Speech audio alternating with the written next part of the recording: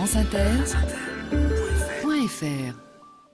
Méridien d'Europe. Après Barcelone hier, la parole ce matin est aux Madrilènes pour commenter les résultats du scrutin catalan des dernières élections régionales il y a une semaine. Bonjour José-Manuel Lamarque. Bonjour Catherine, bonjour Eric. Effectivement, la parole est donnée à Madrid aujourd'hui puisque le scrutin catalan peut être lourd de conséquences. Je suis avec Juan José Durado, journaliste espagnol. Juan José, on note un certain malaise depuis une semaine en Espagne dû aux élections catalanes. Alors, le malaise n'est pas né dimanche soir. Il persiste en Espagne. Le résultat, en fait, n'a rien arrangé.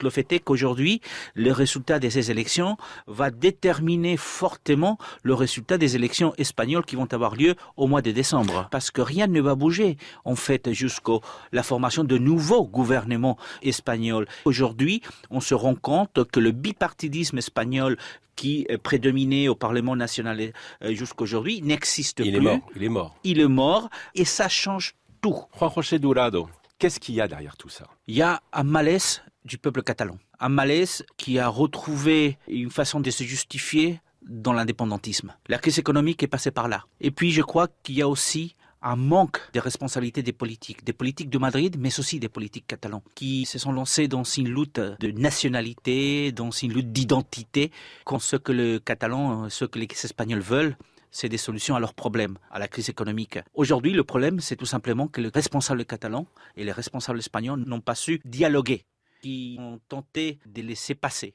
de voir ce qui se passe. Et ce qui se passe, c'est que les Catalans ne sont pas contents. La crise économique, je disais, est passée par là. La Catalogne est une région riche, elle apporte 20% du PIB espagnol, mais une Catalogne indépendante ne sera pas riche. Une Espagne sans les Catalans n'aurait jamais le 5e rang européen. Donc l'intérêt aujourd'hui des uns et des autres est de continuer à travailler ensemble comme ils l'ont fait. Aujourd'hui, se séparer n'est pas la réponse au problème des Catalans. Les Catalans, encore une fois, qui ont toujours vécu au sein de l'État espagnol et qui ont encore beaucoup à apporter à cette Espagne. Juan José, on a besoin d'être un peu plus éclairé quand même. La transition espagnole a été un modèle de transition de la dictature vers la démocratie sans guerre civile. La constitution espagnole est un accord qui a été trouvé entre tous pour aller de l'avant, sans trop regarder en arrière. Cette constitution espagnole et cet état des autonomies est arrivé, je le pense, à terme. C'est-à-dire que cette constitution et cet état des gouvernements autonomes a donné tout ce qu'il pouvait donner.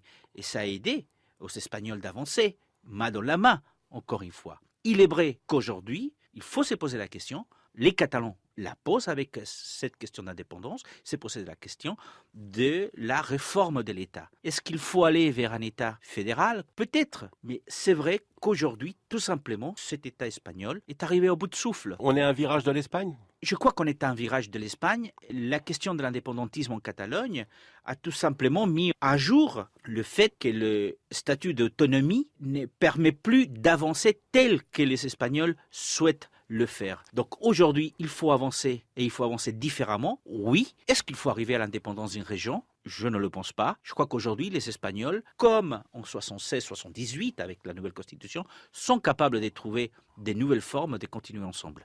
Le problème aujourd'hui, c'est la folie économique. Oui, c'est ça. On n'était pas prêt, on n'a pas su se préparer à la fin de l'argent qui coule à flot. Et c'est là où il faut corriger effectivement le problème. Parce qu'il n'y a pas eu des problèmes indépendantistes s'il n'y avait pas eu des crises économiques.